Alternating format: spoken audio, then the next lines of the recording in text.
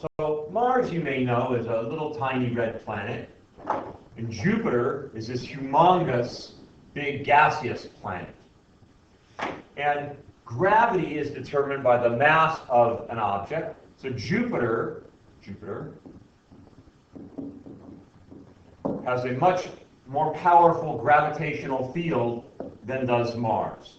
And just so you know, in case you haven't noticed this, in the morning sky for the last several weeks, and probably going on for another week or two, just before it gets light, you can see two very bright star-like objects. The brightest one is Venus.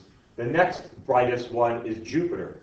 And if you look right between them, there's a little tiny red dot, and that is Mars. And it's very unusual that you can see all these with the naked eye just in this nice alignment. So wake up early in the morning and kind of check that out. But that's a different story. And I should add, this is November of 2015. So if you're listening to this anytime after that, you can forget about looking for the planets. I don't know where they are. So what these equations are telling us, for Mars, for example, it's saying that if I am on a mountaintop in Mars, here I am,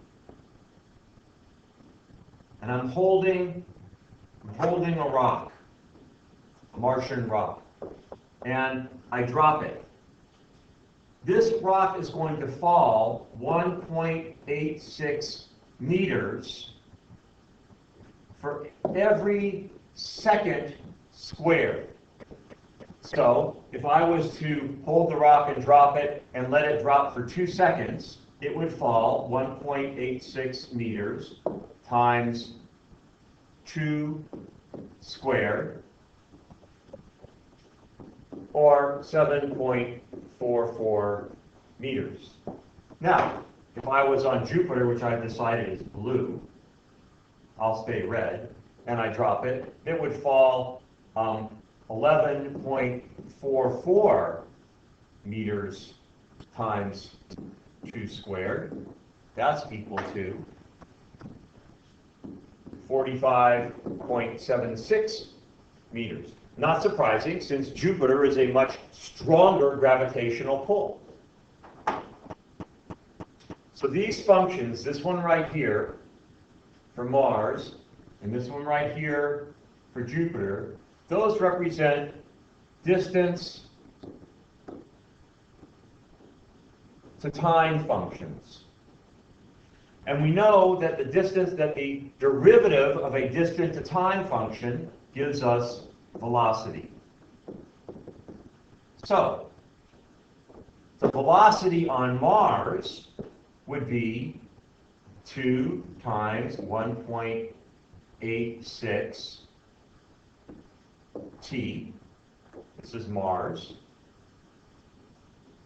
And the velocity on Jupiter would be 2 times 11.44 t.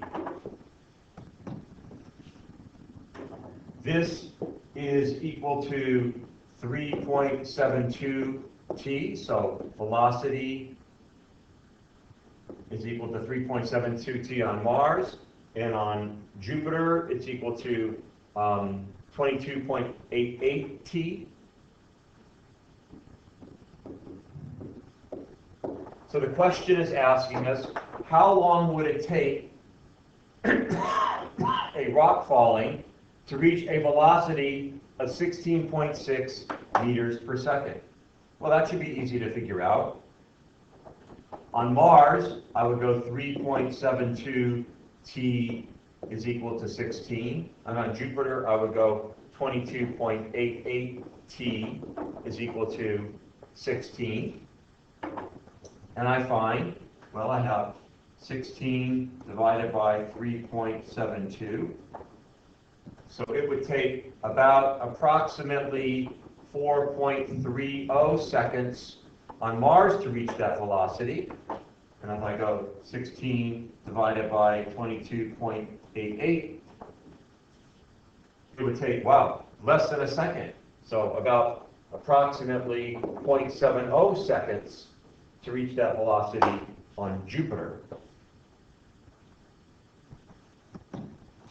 I did notice I did something wrong on this problem. The methodology is the same, but it should be 16.6.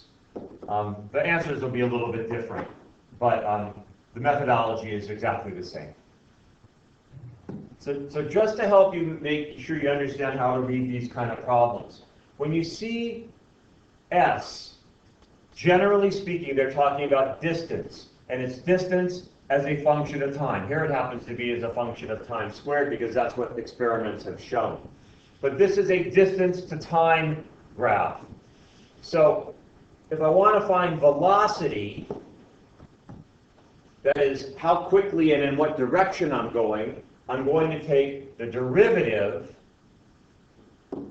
of this kind of a graph, this kind of an equation.